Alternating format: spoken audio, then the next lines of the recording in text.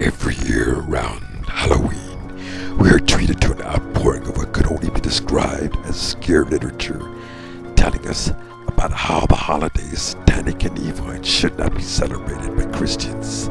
These opinions are backed up by some rather unusual and very frightening fantasies masquerading as historical facts.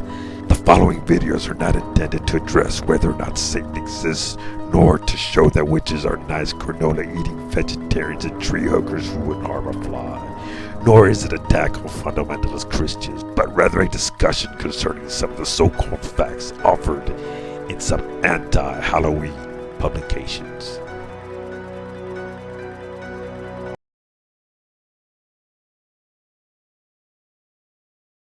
The children who are mutilated and murdered every Halloween are no accident.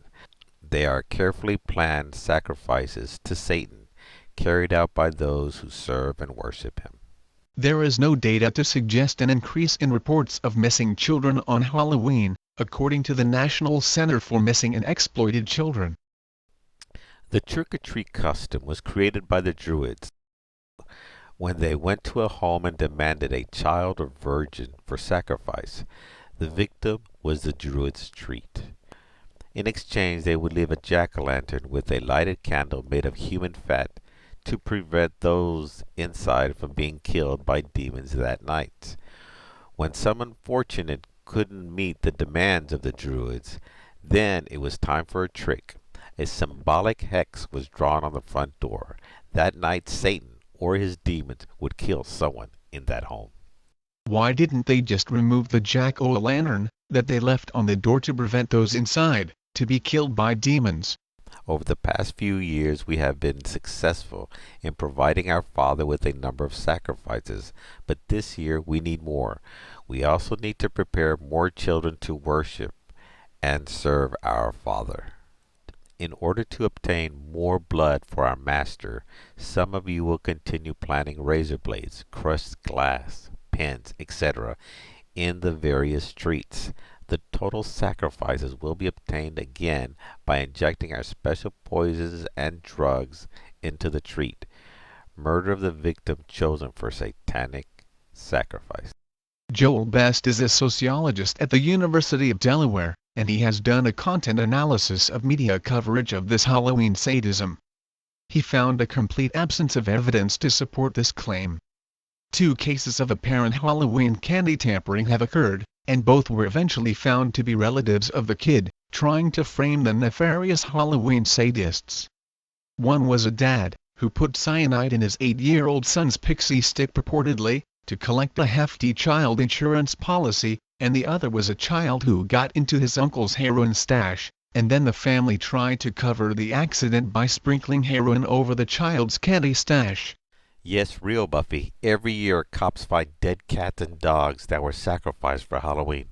That's horrible, Susie. But not kids, right? Lots of kids disappear before Halloween, Buffy. Remember those satanic priests? Midnight. Almighty Satan, we sacrifice this cat to you on your birthday. Meow.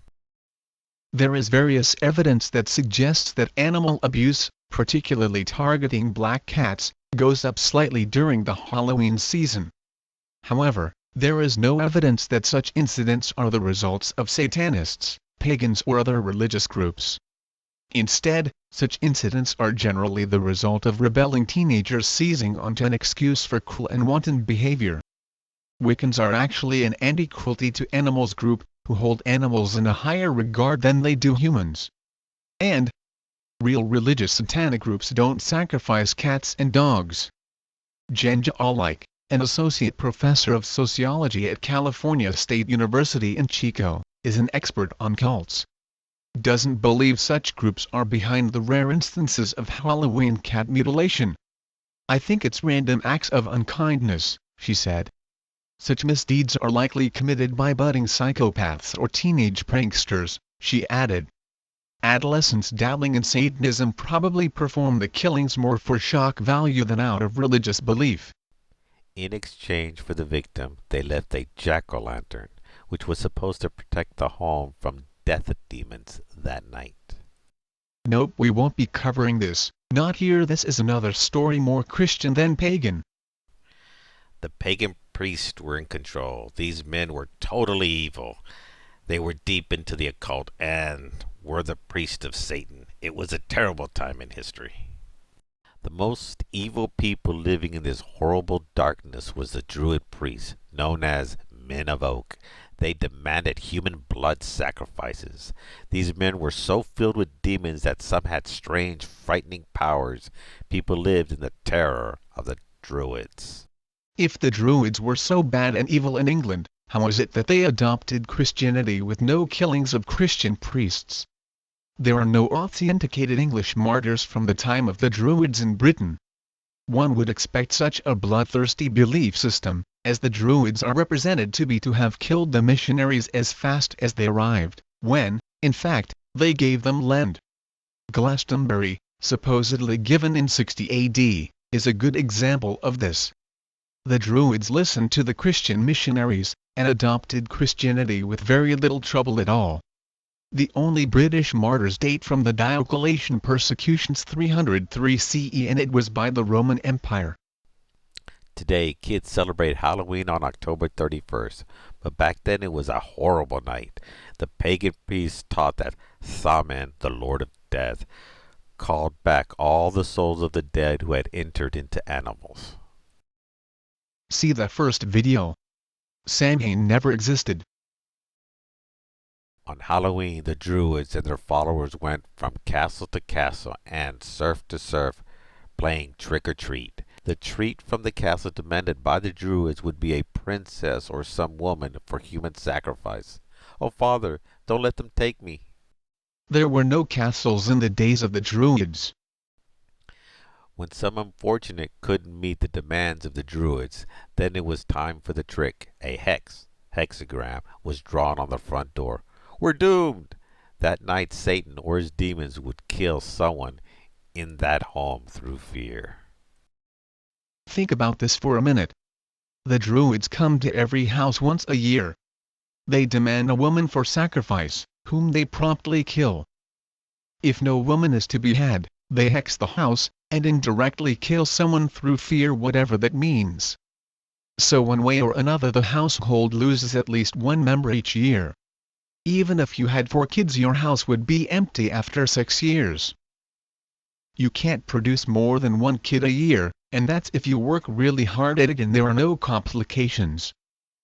So even if you keeping having children solely to feed the Druids, you'd still only barely keep your head above water, and that's only while you are still of childbearing age.